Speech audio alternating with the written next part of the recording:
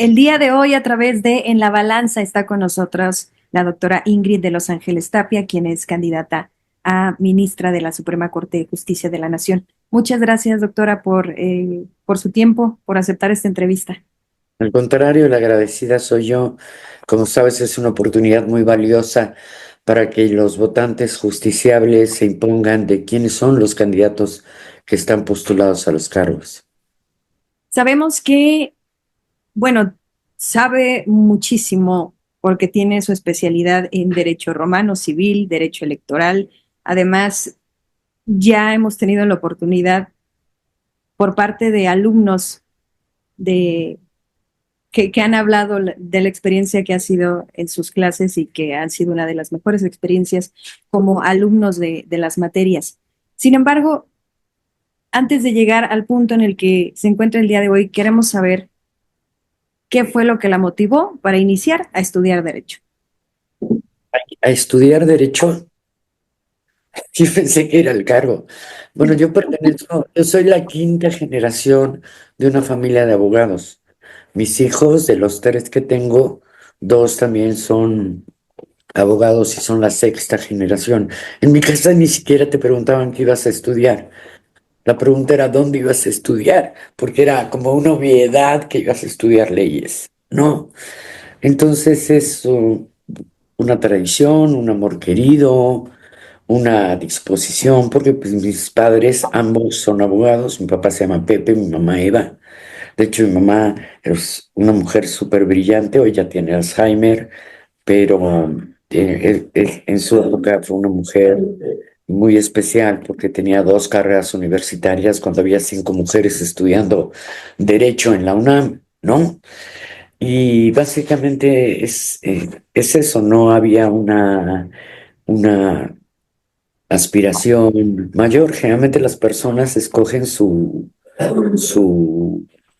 su profesión por exclusión, ¿sabes? Porque no me gustan las mates, no me gusta la química, no me gusta. Entonces, como me gustan las humanidades, a mí me hubiese gustado estudiar, además de derecho, mil materias y mil carreras más. Me hubiese gustado estudiar periodismo, me encanta la historia, me encanta la filología, ¿no? Me hubiese gustado de haber tenido la oportunidad de estudiar y estudiar y estudiar, hubiese estudiado seis carreras, creo. De toda su trayectoria, ¿recuerda algún caso en el que le haya tocado formar parte o bien haber sido una observadora, pero un caso de justicia, injusticia, que haya marcado su visión de, de la justicia? Propio caso, como todo el mundo sabe, yo soy litigante. Yo tengo 35 años litigando. Y cuando creé en mi mente el modelo de qué tipo de abogado quería ser, yo quería ser el abogado que tú ves ahorita en la pantalla. Un abogado litigante, muy solvente, muy famoso, próspero. Yo ese abogado quería ser. Yo no quería ser juez, no quería ser servidor público, ni menos político, nada por el estilo. Yo quería ser un abogado próspero. Cuando yo fui joven, me casé con la persona equivocada. Me casé de 19 años de edad y en el matrimonio que yo viví se me imprimió todo tipo de violencia, Cintia. Todos. Excepción hecha en la feminicida, que por eso, gracias a Dios, estoy aquí contigo. Pero no del intento, porque por eso tengo una cicatriz en la frente que cubre el mechón de la derecha. A mí se me imprimió todo tipo de violencia. Yo ya era un abogado. Y ya era un abogado, aunque joven, solvente, daba clases en el ITAM, tenía clientes gobernadores, ¿sabes? Y a pesar de ello, a mí nunca se me sirvió justicia ni a mí ni a mis hijos.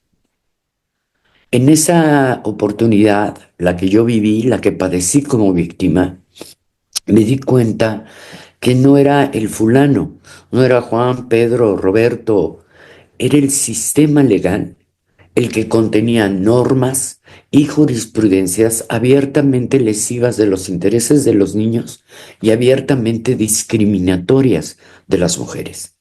Y en ese punto de mi vida, dándome cuenta que las mujeres en realidad éramos víctimas de una violencia sistémica, estructural, Me comprometí los siguientes 25 años de mi vida a procurar desplazar el marco normativo, modificar las leyes locales y federales que en mi opinión y en la opinión de muchas mujeres y amigas mías eran abiertamente discriminatorias. Eso da como resultado que junto con mi práctica jurídica de abogado y junto con dar clases, que siempre he dado clases en distintas universidades, me haya dedicado a modificar hasta hoy 59 leyes federales, 7 códigos civiles locales, 21 constituciones políticas estatales, porque la violencia en agravio de las mujeres y de los niños es estructural, es sistémica. Hoy, por ejemplo, la única ilusión que me hace llegar a la Suprema Corte es justamente desplazar, abandonar los criterios jurisprudenciales que perpetúan este ciclo de violencia sistémica y estructural contra las mujeres y que llevamos esperando 5 décadas a que se termine y es hora que no vemos el final. ¿Sabes? Ese es, yo creo que el parteaguas, lo que me definió en mi vida como abogado litigante, como abogado pro bono de causas, etcétera. La verdad es que tú sabes que el feminismo se hace en colectiva. No, yo lo único que he aportado a las causas con mis amigas es la pericia técnica para crear la redacción de las normas que han sido modificadas. Y gracias a esta lucha que hemos dado juntas muchas mujeres en México, con vehemencia, encapuchadas, disfrazadas de novia, combates, ¿no? Por ejemplo, creamos la licencia de paternidad. Creamos en la Ley Federal del Trabajo la oportunidad de que las mujeres compacten su licencia de maternidad para gozar de los 90 días después del alumbramiento y no 45 antes y 45 después. Creamos normas para castigar severamente a los patrones que despiden a las mujeres solo por el hecho de estar embarazadas. Inventamos la compensación de la fracción sexta del 267, que es el derecho que tienen las mujeres divorciadas, casadas por separación de bienes, pero que se dedicaron preponderantemente al cuidado del hogar y la crianza de sus hijos, para que no se quedaran en el divorcio con una mano adelante y otra atrás y recibieran una compensación económica para aliviar el desequilibrio patrimonial. Logramos prohibir el matrimonio entre adoptante y adoptada, porque era una sin razón. Y así me puedo seguir con las 59 leyes. Creamos el padrón de deudores alimentarios, en fin. Hemos modificado las leyes porque la violencia no está en las personas. Las personas te violentan porque la ley se los permite, porque la jurisprudencia se los permite. Y eso es la razón por la que tú y yo y todos tenemos que modificar esas jurisprudencias y modificar esas leyes. Doctora Tapia, primero, gracias. Y en segundo, con toda la trayectoria que ya la respalda y lo poco que nosotros alcanzamos a percibir en esta entrevista del trabajo que ha hecho, ¿cuál considera que ha sido el mayor reto de su carrera hasta ahora? Pues mira, sigo, hace 3 días nos desechó la Suprema Corte de Justicia de la Nación una facultad de atracción que solicitamos del caso 992, donde medularmente, esencialmente, estamos pidiendo a la Suprema Corte que abandone los criterios que penalizan a las mujeres madres de familia por poner a salvo a sus hijos y su propia persona.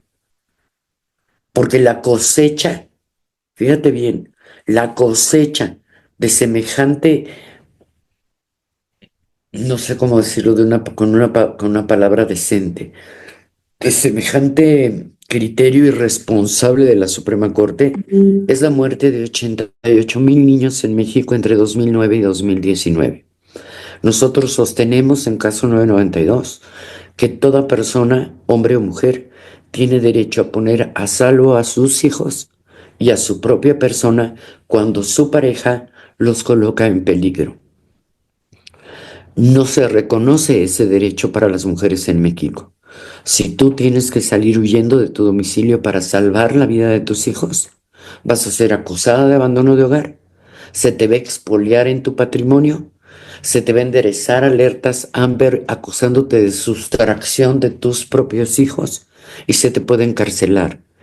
Si tú te metes al internet y te metes al Instagram y te metes al Facebook, te vas a dar cuenta de cientos y cientos y cientos de mujeres que son encarceladas por haber sacado a sus hijos de su domicilio para poderles salvar la vida. Mientras existan estos criterios, lo único que vamos a seguir cosechando es niños muertos en manos de sus padrastros y de sus padres. Para las personas como yo, no solo poner a salvo a tus hijos es un derecho, es también un deber. Tú tienes el deber como madre de familia de poner a salvo a tus hijos y tienes el derecho a poner a salvo a tu propia persona. Me parece una abominación que en pleno 2025, en la decimotercera economía mundial que es México, las mujeres tengamos que todavía litigar en la Suprema Corte el reconocimiento del derecho de ponerte a salvo. Creo que este es el tiro más importante porque afecta a 30.2 millones de personas en México. 30.2 millones de personas en México. Y desde luego, pues es una barbaridad que habiéndose presentado cerca de 200,000 firmas ante la Suprema Corte para que solicitara la facultad de atracción, hayan negado esta facultad de atracción, claro, porque están muy ocupados comiendo panuchos en Yucatán o haciendo campaña, cuando en realidad lo que nos estamos disputando es la vida de niñas y niños que son víctimas de violencia doméstica y que pierden la vida en esta disputa. Doctora, hay preguntas que los usuarios nos realizan, una de ellas es si tuviese la oportunidad, sabemos que no es en sí de esta área de la Suprema, digo, como ministros de la Suprema Corte, pero si tuviese la oportunidad de hacer una reforma dentro del sistema judicial, ¿cuál sería su prioridad? Pues no sería una reforma al sistema judicial, sería una reforma integral, porque la justicia se compone de tres elementos, Cintia: buenas leyes, que le corresponde al legislativo, buena procuración que le corresponde al ejecutivo, las policías, la investigación, los fiscales y buenos jueces. Aún suponiendo, sin conceder desde luego, que esta reforma lograra introducir buenos jueces, que a lo visto no, porque ya ves los candidatos, lo que nos hemos venido enterando de ciertos candidatos, nos quedaría pendiente el tema de hacer mejores leyes y el tema de hacer una mejor procuración. Mientras no tengamos la cadena completa, ninguna reforma va a funcionar, porque de nada te sirve tener un buen juez si la investigación de un delito estuvo mal llevada, y de nada te sirve tener un buen juez y un buen procurador si la ley está maltrecha o es una insensatez, que las hay, tenemos leyes insensatas, ¿sabes? Entonces, yo creo que la reforma debe ser integral. Por ejemplo, si hay un cargo que debemos elegir popularmente es al fiscal y separarnos del fiscal canal, y debemos dejar de encargarle la investigación de los delitos a los ministerios públicos porque los abogados no sabemos un haba ni nada de criminología, ni tenemos los estudios ni la preparación para conducir una investigación criminal. Debemos de mejorar las policías y sobre todo destinar un copiosos recursos para aliviar la crisis forense que vive en el país. En México ni siquiera tenemos peritos, Cintia, para identificar el montón de cadáveres que tenemos apilados de personas que han perdido la vida en condiciones de violencia extrema que sufre el país. Entonces yo veo difícil que una reforma judicial por sí misma alivie. Ahora, ¿qué sí puedo hacer desde el Poder Judicial si llego a la Suprema Corte, que espero llegar? Es trabajar porque se abandonen los criterios que hoy entorpecen el trámite de los medios, ¿no? El trámite para garantizar el acceso a un recurso efectivo, y voy a empeñar todas mis capacidades para evitarnos el tema del reenvío. No puede ser que el promedio de duración de los juicios en este país sea de 7.4 años. Tampoco puede ser que las personas privadas de su libertad esperen 11 años sentencia, Cintia, sean culpables o sean inocentes. Si son culpables, también las víctimas merecen un cierre, merecen que se condene al delincuente, y a mí me parece inverosímil que los jueces penales no puedan en 11 años leer un expediente. Es una barbaridad. Entonces yo creo que la prontitud y expeditez en la justicia sí es un elemento esencialísimo. ¿Y yo qué puedo hacer? Pues de entrada, hacer lo que he venido haciendo a los 35 años, trabajar 17 horas al día. A mí me parece muy inadecuado que en un país con tanta sed de justicia como la nuestra, los juzgados abran de 9 de la mañana a 3 de la tarde. Mientras tú y yo y el resto de mexicanos trabajamos jornadas de 12, 14, 17 horas al día, ¿no? Me parece incorrecto que la justicia, entendida como un servicio, no se ponga a disposición de los ciudadanos el mayor número de horas posible. Así, ¿cuándo vamos a acabar con el rezago? Otra de las preguntas es, como magistrados, ¿qué aspectos considera clave al revisar un amparo? Mira, yo nunca he militado, como todos saben, en un partido político, porque como me becaba el electoral y mis hijos comían diario, pues yo no podía agarrar partido porque si no ponía en peligro mi pulcritud profesional para atenderla a mis clientes, que de eso ha comido mis hijos y mi familia y yo 35 años, ¿no? Pero eso no quiere decir que no soy una persona politizada, ni por error, no te confundas. Cuando a mí me piden ahora en las entrevistas que me coloquen un espectro ideológico político, yo asumo que soy un liberal demócrata. Y las personas que nos autocolocamos en ese espectro consideramos algo bien importante que es meritorio compartir con las personas que nos oyen. A ver, yo considero que todos los derechos, Cintia, el cúmulo de derechos que tú entiendas como derechos humanos y fundamentales son anteriores a cualquier estado, a cualquier ley y a cualquier gobierno. El estado, el gobierno o la ley no te da derechos. En todo caso, un estado o un gobierno puede reconocer o violar los derechos que tú tienes, pero no te los regala, no te los da, no te los obsequia. El Estado y el gobierno son un constructo que hicimos el pueblo para garantizar nuestra seguridad y la oportunidad de perseguir cualquier cosa que tú entiendas por felicidad. La que tú quieras y la que tú entiendas en tanto no lastimes a alguien más. No, bajo esta concepción que yo tengo, que yo acojo, que abrazo con convicción, lo importante de un tribunal, sobre todo de un tribunal constitucional, es mantener en control a los órganos del Estado y a los gobiernos sin importar su extracción para que no laceren tus derechos. Porque los jueces de alta corte no vemos disputas entre pares, entre ciudadanos. Digamos que eso es algo que le corresponde a los jueces inferiores. La importancia de un juez superior es que es el garante frente a los actos del Estado y del gobierno que de entrada suponen una desigualdad absoluta de armas. Tú como quiera te puedes tener armas para pelearte con un par similares, pero nunca vas a poder por ti mismo oponerte a la acción del Estado o oponerte a la acción del gobierno, que es infinitamente, ¿no?, más poderoso que tú. De ahí la importancia de tener un tribunal constitucional que sea ferviente defensor de los derechos individuales y colectivos, entendidos como antes de cualquier Estado, como antes de cualquier gobierno y como antes de cualquier ley. La relevancia de escoger hoy a tus ministros es que los ministros sentados en su pleno son esos únicos funcionarios de todo el país, ese pequeño grupo de jueces que pueden decidir qué ley permanece dentro del sistema y qué ley no. Entonces, si lo ves así, somos tu garante contra el mal legislador, somos tu garante contra el mal administrador ejecutivo y somos incluso tu garante contra los jueces inferiores que les dé por hacer de todo durante el trámite de tu juicio.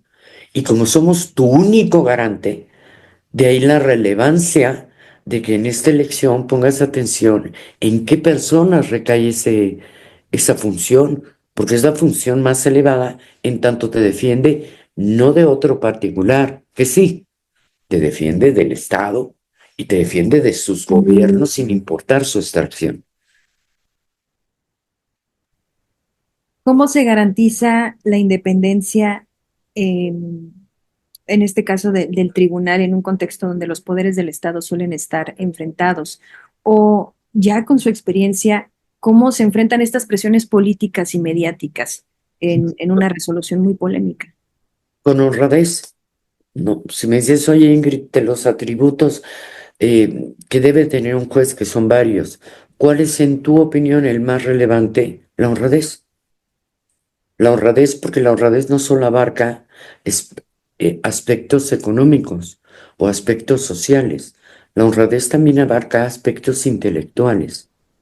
El juez, ante todo, debe ser una mujer o un hombre honrado, porque las personas en la tarea de juzgadores, a diferencia de otras tareas de representación o de gobierno, el juez sí proyecta, Cintia, en sus fallos, sus sesgos cognitivos, sus prejuicios y las conductas que tenga por normalizadas. Dicho o explicado de forma muy sencilla, en un juez sí importa quién es el que juzga, porque es muy difícil, o vaya, no hay que ser muy listo para entender que si el juez es un abusador sexual, difícilmente le va a servir justicia a una persona abusada. Si el juez es un violentador, difícilmente no le va a prestar o servir justicia a una mujer maltratada. La construcción individual del juez sí es relevantísima. Y no hay mejor constructo de la imparcialidad que un juez que no tiene vínculos ni deber de gratitud con ninguna de las partes y ninguno de los gobiernos y ninguno de los poderes, que es capaz de hacer el esfuerzo de estudiar los asuntos con seriedad, con humildad y a partir de una aproximación racional, resolver lo que estima mejor para la protección de los derechos de la colectividad, ¿no? Por eso es triste tener candidatos con vínculos, ya olvídate con el gobierno o con el crimen o cualquiera, ¿no? La libertad es algo que debió haber atesorado un individuo antes de llegar a ser juez. Porque además, si fuiste una persona que atesoró tu libertad, ¿no? Ujú. 30 o 20 años difícilmente vas a cambiar porque te pongan en un cargo público. Claro. En cambio, si fuiste una persona sometida a cualquier grupo de interés, el que sea, pues es muy probable que continúes en ese sometimiento, porque está en tu estructura el sometimiento. Para los demócratas liberales, esa estructura no existe, porque para mí los gobiernos y el Estado son los sirvientes, y tú y yo somos sus amos. Esos están para servir, no son nosotros, no para servirse de nosotros. Si tuviese que elegir tres valores que la representan, que son su fuerza, ¿cuáles serían estos tres valores? Mira, primero mi seriedad. Soy una persona seria, ¿no? Estoy aquí con seriedad. Yo no vine ni a hacer burla de la función judicial, que me parece muy ofensiva, ¿no? Que anden los cretinos con los chicharrones, los aventando cosas en un país con una sede de justicia tan grande como el nuestro. Me parece una actitud poco seria, poco responsable, de cretino, literal de cretino, de cretina, ¿no? Segundo, soy una persona muy experta, ¿no? He hecho 35 años ejercer el derecho, 17 horas al día y de forma muy profesional, entonces soy una persona muy experta. Y la tercera característica que creo que me aparta del resto de candidatas y candidatos es que soy de verdad, yo conduelo con las causas. A mí no me tienes que matar a mi familia como a la familia Levarón para que yo entienda el profundo dolor que puede sentir esa familia de que les maten a sus niños y a sus mujeres. A mí no me tienes que desaparecer un hijo para que entiendan lo gravísimo que es que las madres buscadoras escarben con sus propias manos por todo el territorio buscando un pedazo del cuerpo de sus hijos. ¿Sabes? A mí no me tienes que explicar lo profundamente difícil que puede ser una vida si te abusaron de niño. A mí no me tienes que explicar todo eso porque toda mi vida lo he dedicado a efectivamente acompañar esas causas. Y las he acompañado haciendo las iniciativas de ley y redactando los artículos y cabildeando en las cámaras y viendo la aprobación y tramitando los litigios estratégicos y consiguiendo las firmas. Esa es una parte que a mí no me tienes que explicar porque la he dedicado activamente durante toda mi vida. Porque hoy todos tus candidatos que seguro has entrevistado, pues ahora ya todos son feministas, ya todos son defensores de los derechos de los niños y yo la verdad es que nunca jamás los vi haciendo nada. Pues sí. Nada, pero bueno, hay unos que ni conocía quiénes eran, ¿no? Pero más nunca los vi haciendo nada. No es mi caso. Yo no soy un activista de redes o un activista de todo, yo soy un activista de verdad porque habiendo entendido en mi temprana juventud que era un problema estructural, lo asumí con seriedad y dediqué poco tiempo, pero todo mi tiempo libre a tratar de modificar esas cosas y no para mí, no, justo para las mujeres de tu edad, para mis hijos, para mis nietos, para que no vivan en un país donde estructuralmente se persigue a las personas de forma indebida, se castiga a las víctimas, porque vivimos un estado, México, si me dices qué reprochas de este país, ¿no? Que ha sido pródigo con los delincuentes y mezquino con las víctimas. Y por eso estar en la corte es una gran oportunidad de atemperar ese tratamiento y darles a las víctimas el trato respetuoso que merecen, la justicia que buscan y servírselas con prontitud y expeditez, limpiamente, sin pretextos, limpiamente. Porque eso es lo que tú y yo queremos al llegar a un tribunal. A mí ya no se me concedió. Pero yo aspiro que a las personas más jóvenes, cuando lleguen a un tribunal, sí se les conceda. Esa es mi idea. Tenemos tres preguntas obligadas para finalizar esta entrevista. Una de ellas es, si tuviese la oportunidad de cenar con cualquier personaje histórico, ¿con quién cenaría y qué le preguntaría en esa cena? Ay, no sé qué le preguntaría, pero a mí mi personaje histórico que más me encanta es Sir Winston Churchill, ¿no? Se me hace el personaje más completo, ¿sabes? Premio Nobel de Literatura, político, militar, ¿no? Por donde lo veas es fascinante. Y además lo que más me gusta de Winston Churchill es cómo siempre se expresó de su esposa. Cuando a Churchill le preguntaban sobre su matrimonio, él contestaba, yo como en los cuentos de hadas, me casé y fui feliz para siempre. Y entonces ese acto de caballerosidad, de amorosa trato con que obsequiaba a su esposa, que seguro no ha de haber sido así, ¿no? Porque tú sabes, se le murió una niña chiquita ahogada, Mary Gold, y él sufría a veces de su perro negro, de depresiones y eso. Pero bueno, se me hace el personaje histórico más atractivo, ¿no? La idea de la batalla de Inglaterra, resistir un año, estupendo orador. A mí me gusta Churchill, me gusta mucho Churchill.